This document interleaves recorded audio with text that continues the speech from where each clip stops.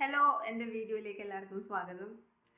അപ്പോൾ സന്തോഷത്തിൻ്റെയും സ്നേഹത്തിൻ്റെയും സമൃദ്ധിയുടെയും മറ്റൊരോണം കൂടെ വരവായി.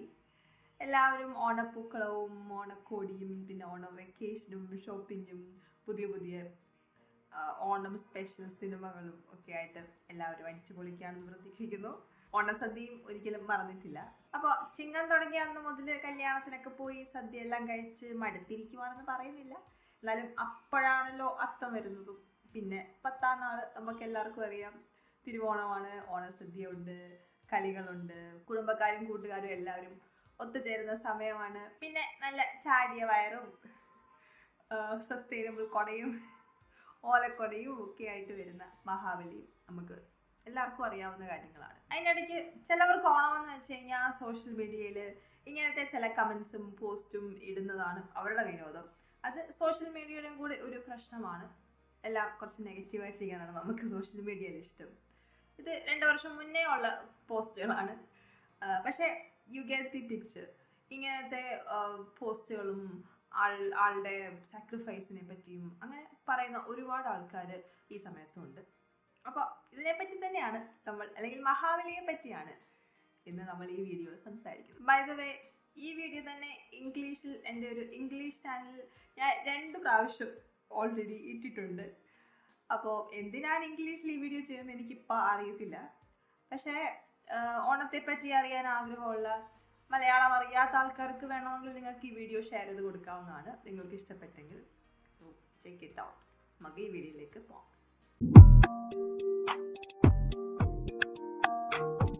മഹാബലിയുടെ കഥ നിങ്ങൾക്ക് ഞാൻ പറഞ്ഞു തരേണ്ട ആവശ്യമില്ല. എല്ലാ മലയാളിയാണെങ്കിൽ മഹാബലിയുടെ കഥ അറിയാവുന്നതാണ്.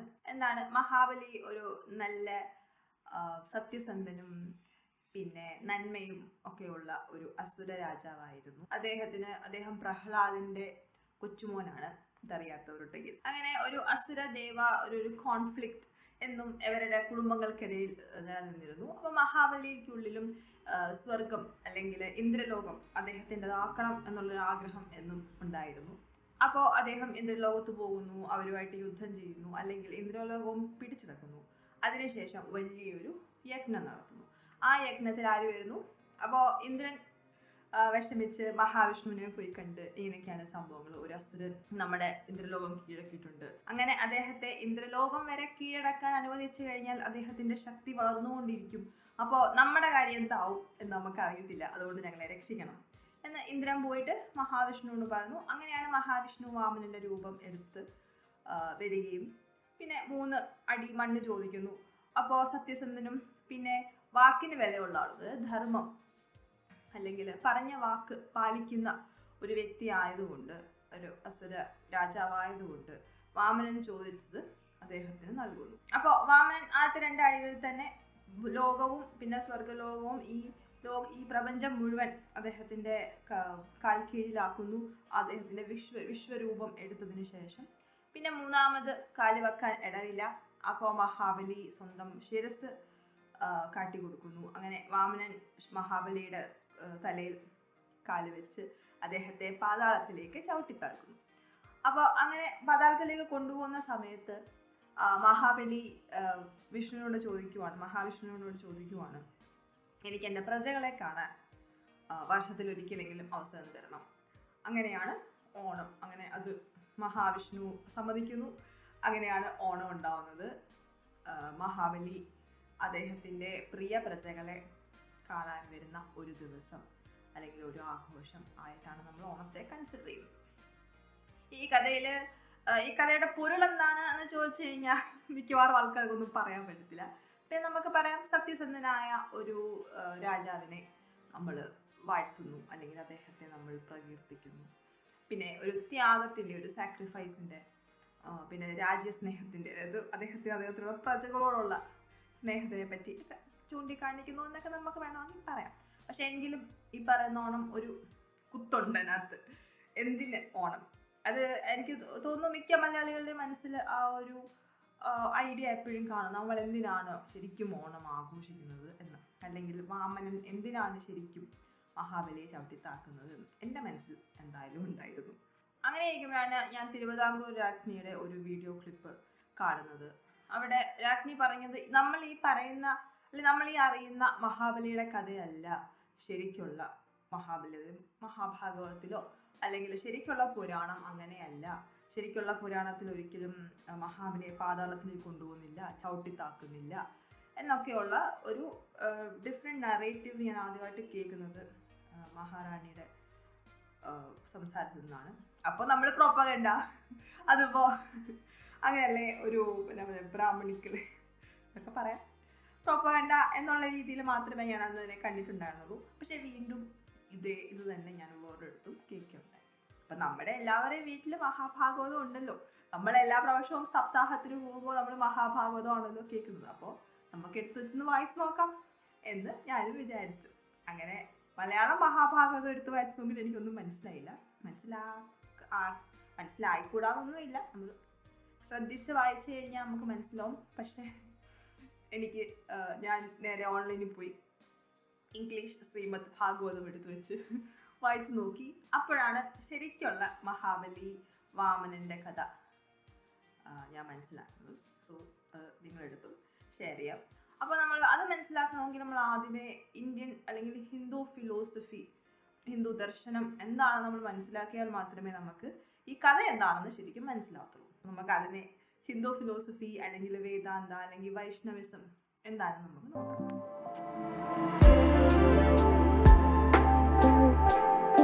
ഹിന്ദു ഫിലോസഫി കറക്റ്റായിട്ട് മനസ്സിലാക്കാൻ ഭഗവത്ഗീത തന്നെയാണ് ഏറ്റവും നല്ല പുസ്തകം എന്നാണ് എനിക്ക് തോന്നിയിട്ടുള്ളത്. അതിൽ ഏറ്റവും വലിയ ഒരു കോൺസെപ്റ്റാണ് മായ. മായ എന്ന് പറയുന്നത് ഈ പ്രപഞ്ചം മുഴുവൻ, നമ്മൾ ഈ കാണുന്ന പ്രപഞ്ചമാകപ്പാടെ മായയാണ്. അതൊന്നും ശരിയല്ല. ശരി എന്ന് പറയുന്നത് പരബ്രഹ്മമാണ്, അല്ലെങ്കിൽ പുരുഷ അല്ലെങ്കിൽ ബ്രഹ്മമാണ്. അത് നമുക്ക് കാണാൻ പറ്റില്ല, നമുക്ക് അനുഭവിക്കാൻ പറ്റും. ഒരു അൾട്ടിമേറ്റ് ബ്ലെസ് ആയിട്ട് നമുക്കതിനെ അനുഭവിക്കാൻ പറ്റും. അതാണ് അൾട്ടിമേറ്റ് റിയാലിറ്റി. ബാക്കി നമ്മൾ ഈ കാണുന്ന ഓരോ കാര്യങ്ങളും അതിൻ്റെ മാനിഫെസ്റ്റേഷൻ ആണ്. പക്ഷെ അത് തെറ്റാണ്. It's an illusion that keeps us from truth. അപ്പോൾ ശത്രുഭു എന്ന് പറയും, അതായത് 6 enemies ഓഫ് ദ മൈൻഡ്. ഇത് 6 നമ്മുടെ തലയ്ക്ക് പിടിച്ച കാമം, ക്രോധം, മോഹം, ലോഭം, മതം, മാത്സര്യം.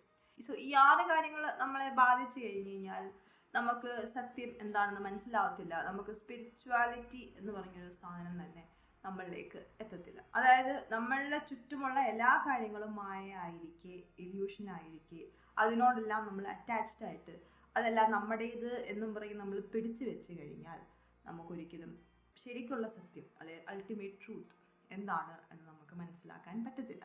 അതുകൊണ്ട് ഒരു നല്ല വ്യക്തി അല്ലെങ്കിൽ ഒരു വൈസ് മനുഷ്യൻ, ഒരു ജ്ഞാനി ഒരിക്കലും ഒന്നിനെയും പിടിച്ചു വെക്കത്തില്ല. നമ്മൾ ഡിറ്റാച്ച്ഡ് ആയിരിക്കും. നമ്മൾ എപ്പോഴും ഭഗവാൻ, അതായത് അൾട്ടിമേറ്റ് റിയാലിറ്റിയെ മാത്രം ആലോചിച്ച ഒരു ബ്രഹ്മചര്യത്തിൻ്റെ പാതയിലായിരിക്കും എന്നാണ് വൈഷ്ണവിസം അല്ലെങ്കിൽ നമ്മുടെ ഹിന്ദു ഫിലോസഫി എല്ലാം പറയുന്നത്. ഹിന്ദു ഫിലോസഫി എന്ന് പറയുമ്പോൾ ഈസ്റ്റേൺ ഫിലോസഫീസ് എല്ലാം അങ്ങനെയാണ് പറയുന്നത്. അപ്പോൾ ആ ഒരു ബേസിൽ നിന്നാണ് നമ്മൾ ഈ കഥ കാണേണ്ടത്.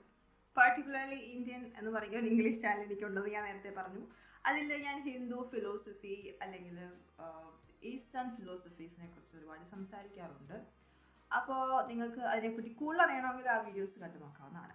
നേരത്തെ പറഞ്ഞോണം, മഹാബലി പ്രഹ്ലാദൻ്റെ കൊച്ചുമോനാണ്. പ്രഹ്ലാദൻ മോക്ഷപ്രാപ്തിക്ക് ശേഷം പോയത് സുതല എന്ന് പറഞ്ഞിട്ട് ഉള്ളൊരു റെലം ആണ്. അതായത് നമുക്ക് മൊത്തം 14 മൾട്ടിവേഴ്സസ് അല്ലെങ്കിൽ റെലംസ് ഓഫ് ലിവിങ് ഉണ്ടെന്നാണ് നമ്മൾ വിശ്വസിക്കുന്നത്. അതിലെ സുതല എന്ന് പറഞ്ഞൊരു സ്ഥലത്താണ് പ്രഹ്ലാദൻ മഹാവിഷ്ണുവിൻ്റെ കൂടെ താമസിക്കുന്നത്. അപ്പോൾ മഹാബലി എന്ന് പറയുന്നത് സത്യസന്ധനാണ്, നീതിമാനാണ്, പറഞ്ഞ വാക്കിന് വിലയുള്ള ഒരു അസുര രാജാവാണ്. എങ്കിലും അദ്ദേഹത്തിന് ഭയങ്കരമായിട്ടുള്ള ഗരീഡുണ്ട്, അല്ലെങ്കിൽ എല്ലാം എൻ്റേതാക്കണം, സ്വന്തമാക്കണം എന്നുള്ള ഒരു ആഗ്രഹവും ഭയങ്കരമായ അഹങ്കാരവും, അത് ഞാൻ ഇങ്ങനെയൊക്കെയാണ് എന്നുള്ള ഒരു വലിയ അഹങ്കാരവും ഉള്ള ഒരു രാജാവായിരുന്നു. ആ രാജാവ് നേരെ പോയി ബ്രഹ്മാവിനെ തപസ് ചെയ്യുന്നു. ബ്രഹ്മാവ് പ്രത്യക്ഷപ്പെടുന്നു. ബ്രഹ്മാവിനോട് ഒരു വരം ചോദിക്കുന്നു. അതായത് എനിക്കൊരു വെപ്പൺ തരണം, അത് ആ വെപ്പൺ കൊണ്ട് എനിക്ക് ആരെയും വേണമെങ്കിലും കീഴ്പ്പെടുത്താം, എന്നെ ആർക്കൊന്നും ചെയ്യാൻ പറ്റത്തില്ല. അങ്ങനെ ഒരു വരം ചോദിക്കുന്നു. അത് ബ്രഹ്മാവ് കൊടുക്കുന്നു. അങ്ങനെ ആ ഒരു വെപ്പണുമായിട്ട് മഹാബലി നേരെ പോകുന്നത് ഇന്ദ്രലോകത്തോട്ടാണ്. അപ്പൊ ഇന്ദ്രലോകം എന്ന് പറയുന്നത് വളരെ മനോഹരമായിട്ടുള്ള ഒരു സ്ഥലമാണ്. എല്ലാവിധമായിട്ടുള്ള റിച്ചസും ഒരുപാട് കാര്യങ്ങളുള്ള ഒരു ഭയങ്കര സുന്ദരമായ ഒരു ലോകമാണ്. അപ്പൊ അതിലേക്ക് മഹാബലി കയറി ചെല്ലുന്നതും ഇന്ദ്രൻ നന്നായിട്ടൊന്ന് പേടിക്കും. അപ്പൊ ബൃഹസ്പതി പറയും, നമ്മൾ ഈ അസുരരാജാവുമായിട്ട് ഇപ്പൊ യുദ്ധത്തിന് പോയി കഴിഞ്ഞാൽ പ്രത്യേകിച്ച് ഗുണമൊന്നുമില്ല. യുദ്ധം ഇങ്ങനെ അൺഎൻഡിങ് ആയിട്ട് നീണ്ടു പോയിക്കൊണ്ടിരിക്കും. എന്തുകൊണ്ടാ? ഈ വ്യക്തിയെ നമുക്ക് ഈ ബ്രഹ്മാവിന്റെ വരവുള്ളിടത്തോളം കാലം പരാജയപ്പെടുത്താൻ സാധിക്കത്തില്ല. അപ്പൊ അതിനേക്കാളും നല്ലത് നമുക്ക് അവിടുന്ന് മാറിപ്പോവുക എന്നുള്ളതേ ഉള്ളൂ എന്ന് പറയും. അങ്ങനെ ഇന്ദ്രലോകം ഒഴിഞ്ഞ് പോവും. അങ്ങനെ ആ ഒരു ഒഴിഞ്ഞ ഇന്ദ്രലോകത്തേക്ക് മഹാബലിയും അദ്ദേഹത്തിന്റെ പ്രജകളും എല്ലാവരും ചെന്ന് താമസിക്കാൻ ആരംഭിക്കും. അങ്ങനെ അവിടെ ഈ പിറന്നോണം വളരെ വളരെ സമ്പന്നമായിട്ടും വളരെ നീതിയാണ് എല്ലാമാണ്. പക്ഷെ എന്താ പറയാ, ഭയങ്കര ആർഭാടമായിട്ടും സമ്പന്നമായിട്ടും ഒക്കെയാണ് ഇന്ദ്രലോകത്ത് മഹാബലി താമസിച്ചു പോകും. പക്ഷെ അതിഥി ദേവി, അതായത് ഗോഡസ് അതിഥി ആണ് ദ മദർ ഓഫ് ദേവാസ്. അതായത് ഈ ദേവന്മാരുടെ അല്ലെ ദേവലോകത്തിന്റെ അമ്മ എന്ന് പറയുന്നത് അതിഥി ദേവിയാണ്. അതിഥി ദേവിക്ക് ഭയങ്കരമായ വിഷമാണ്. അപ്പൊ അങ്ങനെ ലോങ് സ്റ്റോറി ഷോർട്ട്, അതിഥി ദേവി മഹാവിഷ്ണുവിനെ തപസ് ചെയ്യും. മഹാവിഷ്ണു പ്രത്യക്ഷപ്പെടും. മഹാവിഷ്ണുവിന് അതിദേവി അവരുടെ ദേവിയുടെ വിഷമങ്ങളെല്ലാം പറയും. മഹാവിഷ്ണു ആണ് പറയുന്നത്, നീ സമാധാനമായിട്ടിരിക്കൂ, ഞാൻ ഇതിനൊരു പരിഹാരം കാണാം എന്ന് പറഞ്ഞിട്ട് അങ്ങനെയാണ് മഹാവിഷ്ണു വാമന അവതാരം എടുത്ത് ഭൂമിയിലേക്ക് അല്ലെങ്കിൽ ജനിക്കുന്നത്. അപ്പോൾ വാമനൻ ഒരു തികഞ്ഞ ബ്രാഹ്മണനാണ്. പറഞ്ഞോളം ഒരു ഡ്വാർഫ് മനുഷ്യനാണ്. അദ്ദേഹം പെട്ടെന്ന് വളരുന്നു. അതേസമയം മഹാബലി അവിടെ ഒരു വലിയ അശ്വമേധ യജ്ഞം നടത്തിക്കൊണ്ടിരിക്കുന്ന സമയമാണ്. അപ്പൊ ആ അശ്വമേധ യജ്ഞത്തിലേക്ക് ഈ ബ്രാഹ്മണൻ, ഈ തേജസ്സുള്ള ബ്രാഹ്മണൻ നടന്നു വരികയും അപ്പൊ തന്നെ എല്ലാവർക്കും ഇദ്ദേഹം വലിയ ഒരു ബ്രാഹ്മണനാണ് എന്ന് മനസ്സിലായി. എല്ലാവരും എണീറ്റ് നിൽക്കുകയും ചെയ്തു. മഹാബലി അപ്പോൾ തന്നെ ഈ ബ്രാഹ്മണനെ കണ്ടിട്ട് അദ്ദേഹത്തിന് ഒരു സ്ഥലത്ത് കൊണ്ടുപോയി ഇരുത്തുകയും അദ്ദേഹത്തിന് എന്താണ് ആവശ്യം, ഈ അശ്വമേധ യജ്ഞത്തില് ആർക്ക് എന്ത് ചോദിച്ചാലും, എന്ത് വരം ചോദിച്ചാലും മഹാബലി കൊടുക്കും. ബിക്കോസ് ആളത്രയും ശക്തനാണ്, ആളത്രയും സമ്പന്നനാണ്. ഈ ലോകം, ഈ പ്രപഞ്ചം മുഴുവൻ അദ്ദേഹത്തിന്റെ കീഴിലാണ് എന്നുള്ളൊരു അഹങ്കാരത്തിലാണ് മഹാബലി ഇപ്പോൾ ഇരിക്കുന്നത്. അത് കാരണം ആരെന്ത് വരം ചോദിച്ചാലും അദ്ദേഹം നൽകും. അപ്പൊ ഈ ബ്രാഹ്മണനോടും മഹാബലി ചോദിക്കുവാണ്, എന്താണ് താങ്കൾക്ക് വേണ്ടത്, ഞാൻ തരാം. മഹാവിഷ്ണുവിന്റെ അവതാരമായ വാമനൻ പറയും, എനിക്കൊന്നും വേണ്ട. എന്താ വെച്ചാൽ ഇതൊന്നും എന്റേതല്ല, ഇതെല്ലാം മായയാണ്. അവിടെ ഈ ഒരു കംപ്ലീറ്റ് ഫിലോസഫി അവിടെ വാമനൻ മഹാബലിക്ക് പറഞ്ഞു കൊടുക്കുവാണ്. അതായത് എനിക്കൊന്നും തരാനില്ല. എന്തുകൊണ്ടാണെന്ന് വെച്ചാൽ ഇതെല്ലാം ഭഗവാന്റെതാണ്, ഇതെല്ലാം മഹാവിഷ്ണുവിന്റെയാണ്. അത് നിനക്ക് തരാനുള്ള അവകാശമില്ല, എനിക്കൊന്നും എടുക്കാനുള്ള അവകാശവുമില്ല. എന്തുകൊണ്ടാണെന്ന് വെച്ചാൽ ഇതൊക്കെ ഇത് പരബ്രഹ്മത്തിന്റെയാണ്, അല്ലെങ്കിൽ പരബ്രഹ്മത്തിന്റെ ഒരു മാനിഫെസ്റ്റേഷൻ മാത്രമാണ്, ഇതെല്ലാം മായയാണ്, എനിക്കിതൊന്നും വേണ്ട എന്നൊക്കെ മാമന് ഒരുപാട് പ്രാവശ്യം മഹാബലിയെ ഒരു ബോധം ഉണ്ടാക്കിയെടുക്കാൻ ശ്രമിക്കുന്നുണ്ട്. പക്ഷെ മഹാബലി കേൾക്കുന്നില്ല. അദ്ദേഹത്തിന്റെ അഹങ്കാരം, അദ്ദേഹത്തിന്റെ പ്രൗഢിയാണ് അദ്ദേഹത്തിന് വലുത്. അപ്പൊ അങ്ങനെ ഒരു രക്ഷയിലായപ്പോ മഹാബലി വീണ്ടും ചോദിക്കുന്നത് കൊണ്ട് വാമനൻ പറയും, എനിക്ക് 3 അടി മണ്ണ് മാത്രം നിങ്ങൾ തന്നാ മതി എന്ന് പറയും. അപ്പൊ മഹാബലി ചിരിച്ചോണ്ട് ചോദിക്കും, ഇത്രയേ ഉള്ളൂ കാര്യം, ഇതൊക്കെ എപ്പോ സാധിച്ചു തരാലോ എന്ന് മഹാബലി ചിന്തിക്കുമ്പോൾ ശുക്രാചാര്യര്, അതായത് അസുരന്മാരുടെ ഗുരുക്കളായിട്ടുള്ള ശുക്രാചാര്യര് അവിടെ സൈഡിൽ ഇരുന്ന് പറയും, ഇത് ചതിവാണ്, ഇത് നിങ്ങളെ എല്ലാം തിരിച്ചു പിടിക്കാനുള്ള, നിങ്ങളെ തോൽപ്പിക്കാനുള്ള ഒരു മാർഗമാണ്, ഇതിൽ വീണു പോകരുത്. അദ്ദേഹം പറയുന്നത് എന്താണെങ്കിലും നിരസിച്ചോണം. പക്ഷെ നമുക്കറിയാം മഹാബലി എന്ന് പറയുന്നത് വളരെ സത്യസന്ധനും വളരെ നീതിമാനും സ്വന്തം വാക്ക് അതേപോലെ തന്നെ പാലിക്കുന്ന ഒരു രാജാവുമായിരുന്നു. അപ്പോൾ അത് കാരണം തന്നെ ശുക്രാചാര്യൻ ഇത് ചെയ്യരുത് എന്ന് പറഞ്ഞെങ്കിലും സ്വന്തം വാക്കിന്റെ വില അല്ലെങ്കിൽ നീതിയുടെ പേരിൽ മഹാബലി അത് സമ്മതിച്ചു കൊടുക്കുവാണ്. എനിക്ക് ഒരു വാക്കേ ഉള്ളൂ, ഞാൻ പറഞ്ഞത് അതേപോലെ തന്നെ ചെയ്യും, നോ മാറ്റർ ദി കോൺസിക്വൻസസ് എന്ന് മഹാബലി പറയും. അല്ല, ആ രീതിയിൽ പറയും. അങ്ങനെ മഹാബലി ആ വരം അനുവദിച്ചു കൊടുക്കുകയും അനുവദിച്ചു കൊടുക്കുന്ന അപ്പോൾ തന്നെ വാമനൻ സ്വന്തം രൂപം വെടിഞ്ഞ് വിശ്വരൂപമായി മാറുകയും ചെയ്യും. അതായത് പരബ്രഹ്മം അല്ലെങ്കിൽ മഹാവിഷ്ണു താനെ അവിടെ പ്രത്യക്ഷപ്പെടുവാണ്. പരബ്രഹ്മമായിട്ട് നമുക്ക് ഗോഡ് ഹെഡ് എന്ന് പറയുന്ന ആ ഒരു രൂപത്തിലേക്ക് വാമനൻ മാറുകയാണ്. അങ്ങനെ മാറിയതിനു ശേഷം നമുക്കറിയാവുന്ന കഥ, ആദ്യത്തെ അടിയിൽ തന്നെ ലോകം മൊത്തം അദ്ദേഹത്തിന്റെ വരുതിയിലാക്കുന്നു. രണ്ടാമത്തെ കാലെടുത്ത് വെക്കുമ്പോഴത്തേക്കും പ്രപഞ്ചം മുഴുവൻ അദ്ദേഹത്തിൻ്റെ ആവുന്നു. മൂന്നാമത്തെ ഒരു കാല് വെക്കാൻ ആൾക്ക് സ്ഥലമില്ല. അപ്പോൾ ഇത് കണ്ടു നിൽക്കുന്ന മഹാബലി സ്വന്തം തെറ്റ് അന്നേരം മനസ്സിലാക്കുകയാണ് ചെയ്യുന്നത്. അതായത് ഇതെല്ലാം എൻ്റേത് എന്ന് വിചാരിച്ചത് എൻ്റെതല്ല, എൻ്റെ അഹങ്കാരമാണ് ഇതിനെല്ലാം കാരണം, എൻ്റെ ഗ്രീഡാണ് ഇതിനെല്ലാം കാരണം, ഞാൻ ഇതുമായിട്ടെല്ലാം ഇങ്ങനെ അറ്റാച്ച്ഡ് ആയിരുന്നത് കൊണ്ടാണ് എനിക്ക് സത്യം എന്തെന്ന് മനസ്സിലാക്കാൻ പറ്റാഞ്ഞത് എന്നുള്ള സത്യങ്ങളെല്ലാം മഹാബലി ഈ ഒരു വിശ്വരൂപത്തെ കാണുമ്പോഴത്തേക്കും സത്യം തിരിച്ചറിയാനും, അതിനു മുന്നേ വാമനൻ ഇതിനെപ്പറ്റി എല്ലാം ഒരുപാട് സംസാരിക്കുന്നുണ്ട്. പക്ഷെ അപ്പോഴൊന്നും കേൾക്കാത്ത മഹാബലി ഈ വിശ്വരൂപം കണ്ടു കഴിഞ്ഞപ്പോഴത്തേക്കും അദ്ദേഹത്തിന്റെ തെറ്റ് മനസ്സിലാക്കുകയാണ്. അപ്പോഴാണ് അദ്ദേഹം പറയുന്നത്, എനിക്ക് തെറ്റുപറ്റി, അതുകൊണ്ട് എൻ്റെ ശിരസിൽ മൂന്നാമത്തെ കാലി വെച്ചോളൂ, എനിക്ക് മാപ്പ് തരണം എന്ന് മഹാബലി ആ രീതിയിൽ സംസാരിച്ചു. അപ്പോൾ അതിനു മുന്നേയുള്ള പല അവതാരങ്ങളെ പോലെ തന്നെയും ആ സമയത്ത് മഹാവിഷ്ണുവിന് ഒരു രൗദ്രഭാവമാണ് ഉള്ളത്. അദ്ദേഹം ഒരു ശാന്തരൂപിയായിട്ടല്ല ഇരിക്കുന്നത്. അപ്പൊ അങ്ങനെ സ്വന്തം വാക്കുപോലും പാലിക്കാൻ പറ്റാതെ കുമ്പിട്ടിരിക്കുന്ന ഈ അസുരനെ സ്വന്തം വാക്ക് പാലിക്കാൻ സാധിക്കാത്തത് കൊണ്ട് മാത്രം നരകത്തിലേക്ക് കൊണ്ടുപോകാനായിട്ട് മഹാവിഷ്ണു വിധിക്കുവാണ്. അപ്പോൾ നരകത്തിലേക്ക് നമ്മളെ വലിച്ചുകൊണ്ട് പോകുന്നത് വരുണദേവനാണ്. വരുണദേവൻ ഒരു ചാട്ടവാറ് പോലൊരു സംഗതിയുണ്ട്. അതും കൊണ്ട് നമ്മളെ വലിച്ച് നരകത്തിലേക്ക് കൊണ്ടുപോവുകയാണ് ചെയ്യുന്നത്. അപ്പം അതിനുമായിട്ട് വരുണദേവൻ പ്രത്യക്ഷപ്പെടുവാണ്. മഹാവിഷ്ണുവിന് കോപം തന്നെയാണ്, അദ്ദേഹത്തിന്റെ മനസ്സിന് യാതൊരു മാറ്റവും ഇല്ല. അപ്പോൾ ആ സമയത്ത് ശിവനും ബ്രഹ്മാവും പ്രഹ്ലാദനും എന്ന് വേണ്ട എല്ലാ ദേവന്മാരും എല്ലാവരും അവിടെ വരും. അശ്വമേധയാഗമാണല്ലോ നടക്കുന്നത്, അപ്പോൾ വരെ എളുപ്പമാണല്ലോ. അപ്പം എല്ലാവരും അവിടെ വരും. വന്നിട്ട് മഹാവിഷ്ണുവിനോട് ചോദിക്കും, ഇദ്ദേഹം ഇപ്പം എന്ത് തെറ്റാണ് ചെയ്തിരിക്കുന്നത്? ഇദ്ദേഹത്തിന് അഹങ്കാരം ഉണ്ടായിരുന്നു, ഇദ്ദേഹത്തിന് അത്യാഗ്രഹം ഉണ്ടായിരുന്നു, ഭയങ്കര ഗ്രീഡി ആയിട്ട് തൻ്റേതല്ലാത്തതെല്ലാം അടക്കി ഭരിക്കാനുള്ളൊരു മോഹം ഉണ്ടായിരുന്നു.